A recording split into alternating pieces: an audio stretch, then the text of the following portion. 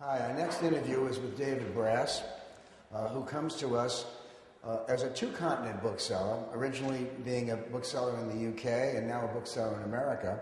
And David, just take us back to your upbringing, your childhood, education, family, how you got involved in the book business, etc. Sort of give us a capsule from then to now, if you can. Okay. Hi, everybody. I'm David Brass.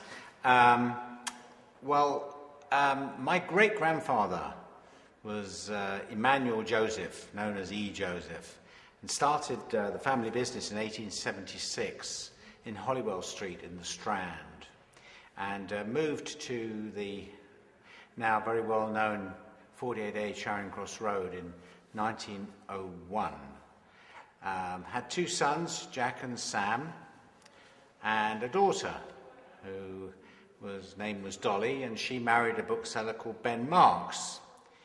And that was another bookshop at 84 Charing Cross Road, Marks & Co. So it was all in the same family. I grew up, I was born in 1947, and at the age of 13, I was told by my parents, you will go and work in the bookshop all the school holidays you have. So from the age of 13, I was sent into the bookshop, and I had to learn to pack books and deliver books and collate books and just be a general dog's body around the bookshop. And then I became interested in music, and that sort of took over for a few years, and I became a professional musician. And that really lasted till I was sort of on and off until I was 21, although at the same time I went and did a sort of an apprenticeship at Quaritch, sort of a part-time thing. I was playing in the band, but I was at Quaritch, having a great time at Quaritch, spending most of my time working under the great John Watson, who was a wonderful tutor, but actually spending most of the time up on the fourth floor with all the secretaries, which was much more fun. But anyway, in around 1968, I decided that I better do something real with my life. And so I thought, well, I'd better concentrate on the rare book business. And I remember going to Paris, being sent there by my grandfather and uncle. Actually, no, just going there for a weekend with my friends. And my grandfather and uncle saying to me, oh, while you're there, go and visit some bookshops. And I went into this bookshop, Rossignol, and told them who I was, and they invited me in the back room, and then the back room, and the back room of the back room, and into the safe and whatever. And they showed me this book, which I recognised, an Ackerman's Microcosm, strange book to find in Paris. Showed me this book, and I thought, this is an amazing copy, this is fantastic. And I remembered that we'd sold one recently for £500. It's a lot of money in those days, and I said, this is lovely, great copy, how much is it? And they said £500, the equivalent of £500. I thought, this is so much better than the one we had. This is a wonderful book. Okay, fine, we'll take it. And I went back to London, and grandfather and uncle said to me, did you go into any bookshops? Yes, I went to Rossignol. Did you buy anything? I said, yeah, I bought this Ackerman's Microcosm, you see. Wow, what's it like? I said, oh, it's great. How much did you pay for it? £500. Wow! Right. Really? I said, no, don't worry about it. It's fine. It's great. Anyway, the book arrived a few days later, and it arrived in the morning, and they looked at it, and they went, it's quite nice. And that afternoon, clients of ours came in from Switzerland, and I sold it to the client for £800. That was the key turning point in my book selling. I was 21 years old. That's when I figured, this is a good game. I could buy a book for £500 and sell it for £800. That's nice. And from that moment on, I started to do what we call in England country auction sales. And I started going to all these country auction sales, and I'd probably do 6 or 7 a week, sometimes 2 or 3 a day. And I'd go and drive to all different parts of England and go to these country sales and look at the books and then report back to my grandfather and uncle and say, I've seen this, and how much shall I bid for it? And they would tell me, well, this is what you bid. And I'd go back and I'd go to the sales. And I did this for about 5 or 6 years. Solid. Very little time in the shop, really out on the road buying rare books. And then Jack died in '79, and so I spent time in the shop from there on. Sorry, in 73. Jack died in 73. And so I spent, I had to spend more time in the shop and gradually changed things around and finally started to come to America in 1977. That was a big change for me because then I saw people working in offices, which I hadn't seen before in England. Everybody worked from a bookshop. So I saw people working from offices and I thought, that's an idea. Why don't we have a rare book business working from an office? It took me 5 years to put that into practice. And in 82, I moved out of Charing Cross Road and moved into an American-style office in Vere Street, corner of Oxford Street and Bond Street. And really then just continued to work in rare books and became very friendly with my old comrades, the Weinsteins. And eventually in 1993, because I was spending so much time in America, I came and moved to the States and worked with the Weinsteins for 12 years, just under 12 years. And in 2004, started up on my own again as David Brass Rare Books. And we live in Calabasas, we work from Calabasas, and here we are. Tell us a little bit about your family. My immediate family? Your wife, children. My wife, okay. My wife, Caroline, we've been married for 30 years next week. Wonderful, wonderful lady. And she also worked at Heritage for a while and has learnt the business really from scratch and really runs my business for me.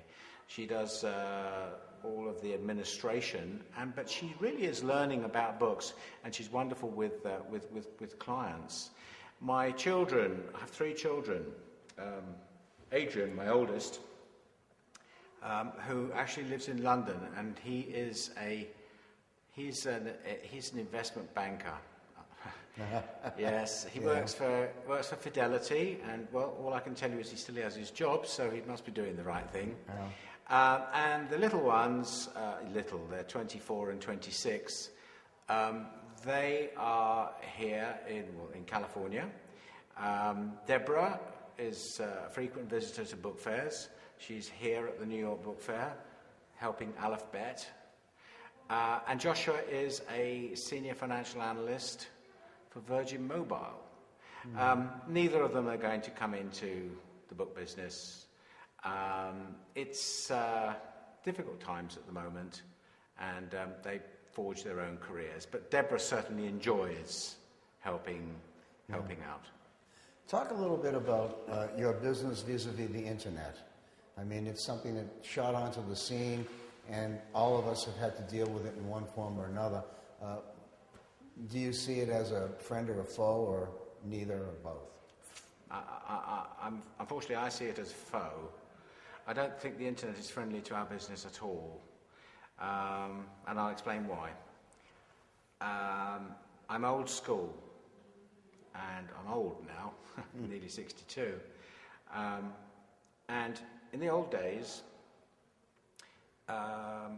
people would come to us and they would say, I'm looking for such and such. And I'd know of a copy because I'd been traveling all over the country. This is before I started going to the States. And I'd know of a copy in Glasgow, and I might know of one in Manchester. But I would know of it. Nobody else would know of it. The client wouldn't. And so I'd make my phone call, and I'd have the copy sent down, and then I'd call the person, and they would be thrilled to see it. And they would buy it, and they'd be really very, very happy. Now, they can go to a computer, they can push a button, and they can find not only those 2 copies, but all the copies all over the world. And because of the internet, it doesn't matter whether it's in New Zealand, or California, or in Russia.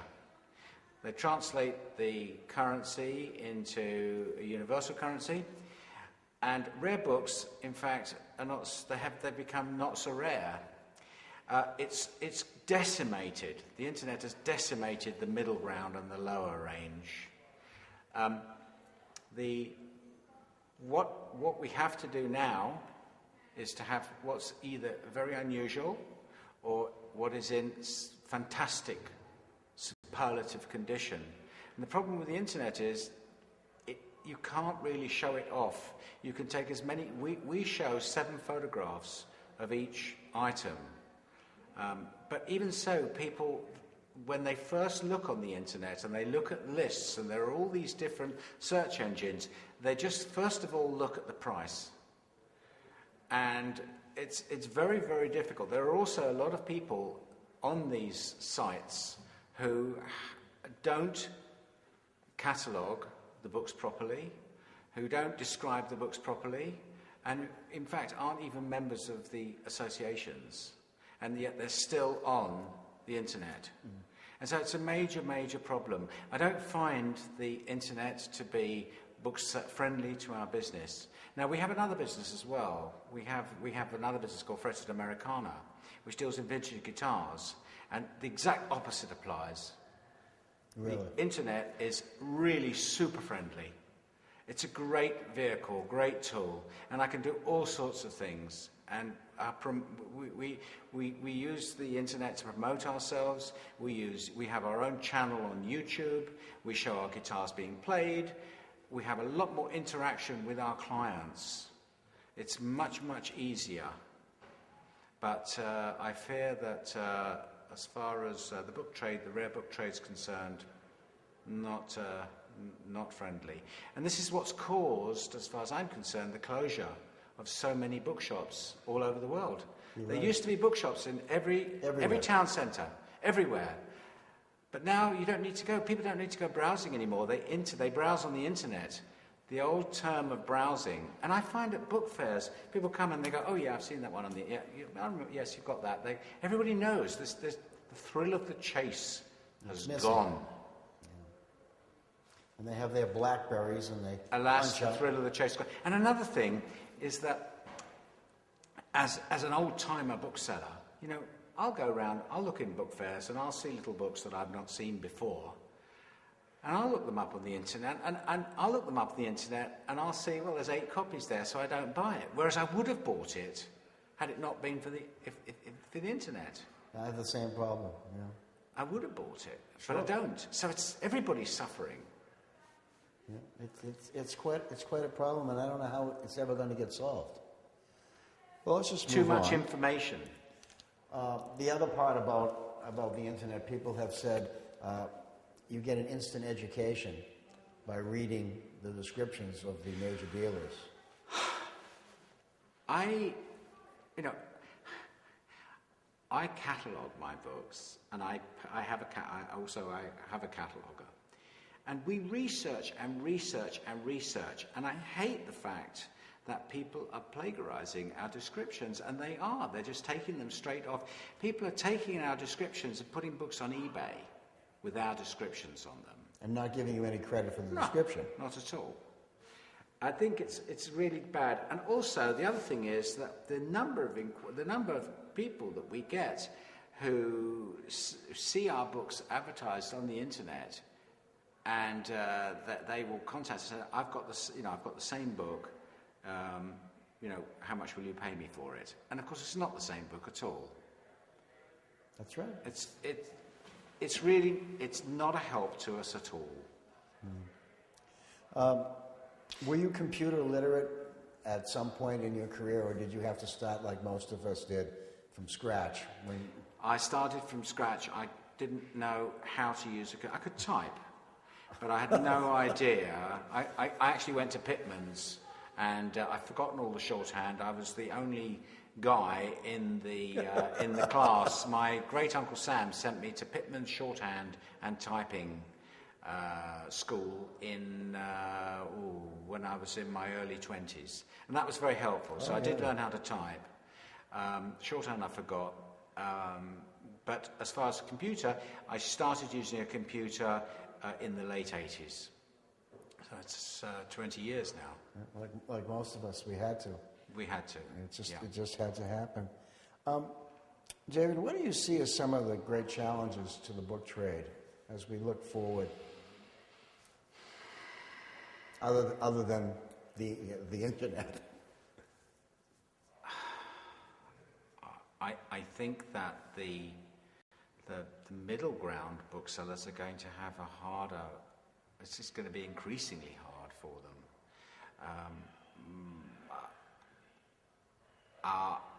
The biggest challenge for me is the fact that I don't see new clients coming in. I don't see the younger generation coming into this. We did for a few years, but they all seem to be these .com people.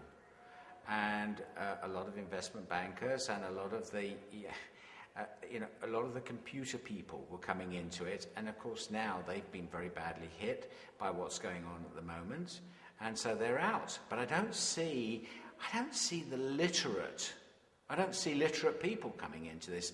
And I think that I would blame that on the standard of education now. It's quite different in schools.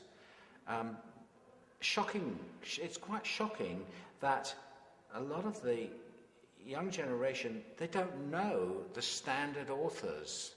They've heard of William Shakespeare, fine, but they don't know George Eliot and Anthony Trollope, and some of them don't even know Charles Dickens. And it's very, very frightening, because when I was at school,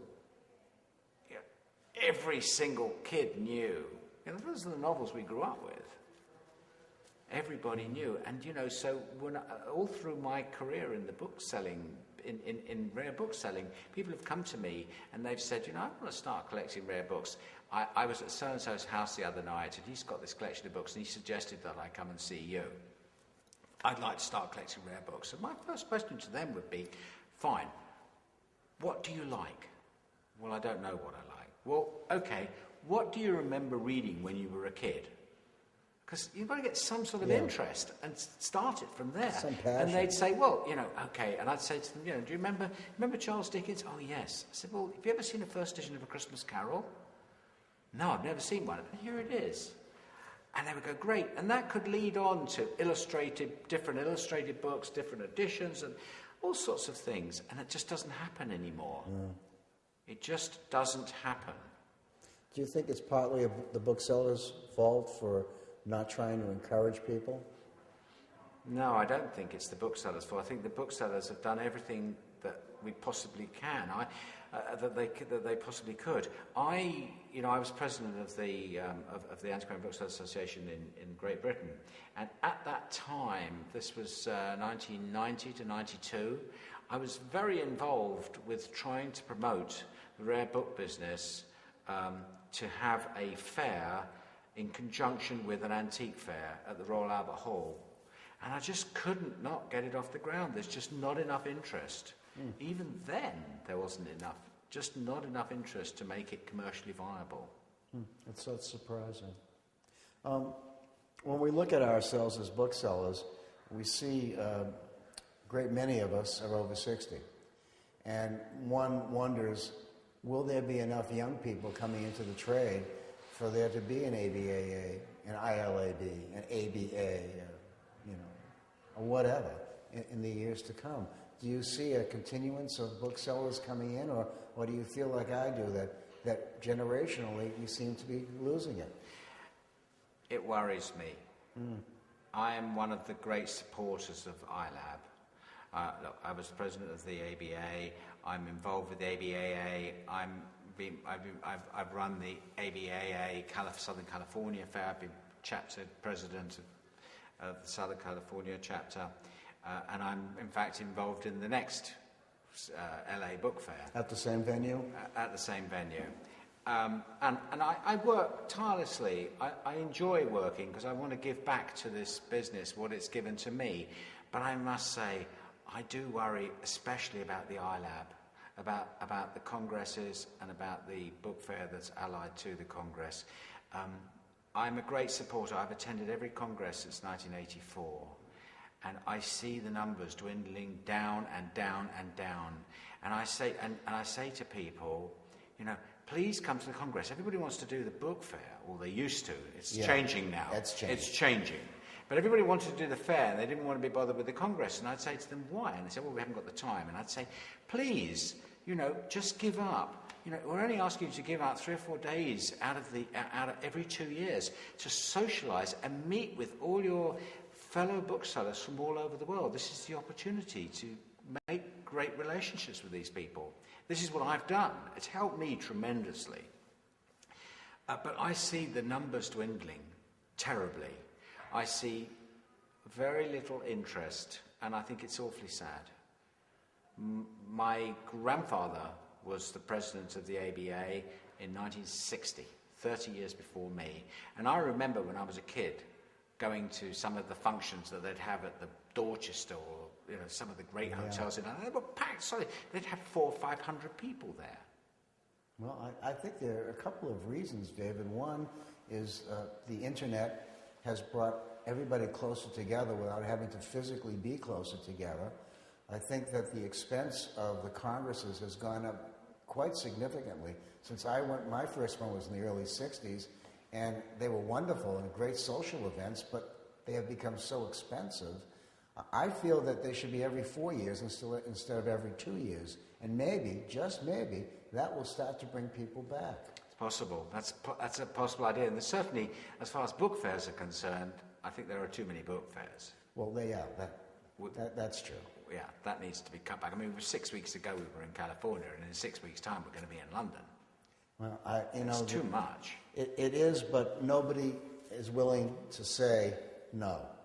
Everybody feels as though they've carved out their territory, and be damned, this is what they're going to do. And I don't know what we can do to stop it, but certainly I've been to my share of ILAB fairs, and I've learned a lot and met some wonderful, wonderful friends. And I see that, as you do, dwindling considerably. And I just don't know how to stop it either. In any case, let's move on a little bit. We've got some great challenges, and we've got an ABAA and an ILAB that we want to keep going. I know over your career, you've probably met a lot of great booksellers who you've learned something from or have been your mentors. Could you reminisce a little and talk a little bit about some of the great dealers from your side of the pond and from this side of the pond? Well, I was very fortunate to have entered the book trade in the 60s and to have seen some of the great, great people on both sides of the Atlantic. First of all, when I worked at Quaritch, as I mentioned before, I worked under John Watson, but of course we had, there was Mr. Dring, and he was a real character, and wonderful people there. And of course next door was Raymond Sawyer. They were next door to Quaritch.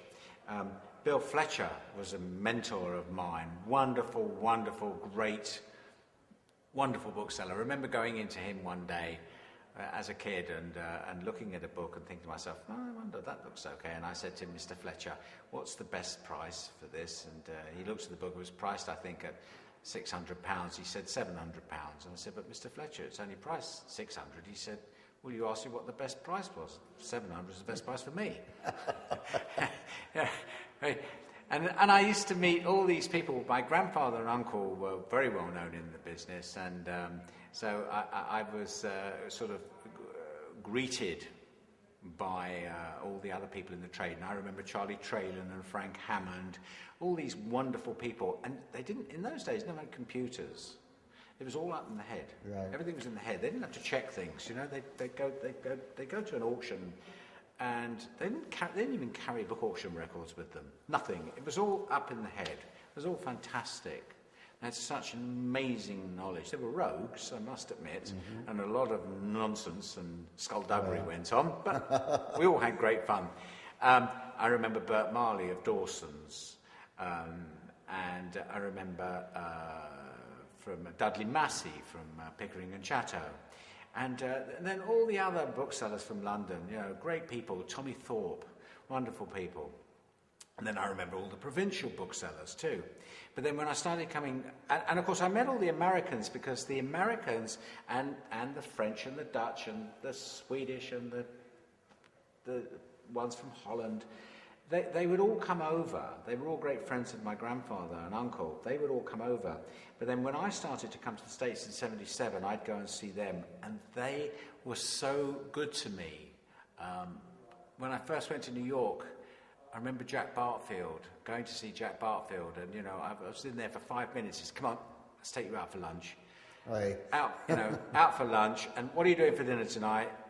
I said, well, I don't know. You're having dinner with me, and that's it. And the same thing would happen when I go and see Warren Howell and Barney Rosenthal, and whichever city I went to, all these people that were so great to me and so fantastic.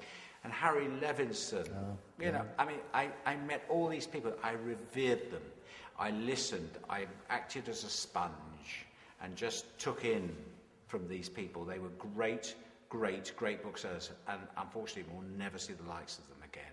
No. They were fantastic. Yeah, that's an era that will never be replaced. Unfortunately not. I aspire to be a fraction of what they were. Yeah. Tell me what you think of some of the... there obviously are some booksellers in this era that are going to be great or are already great.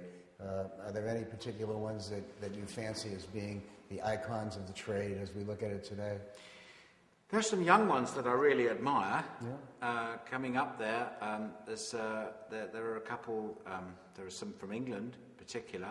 I think Bernard Shapiro, I admire Bernard, I love him dearly. He's a hard worker. And I think he works so hard, and I think he's achieved an amazing amount.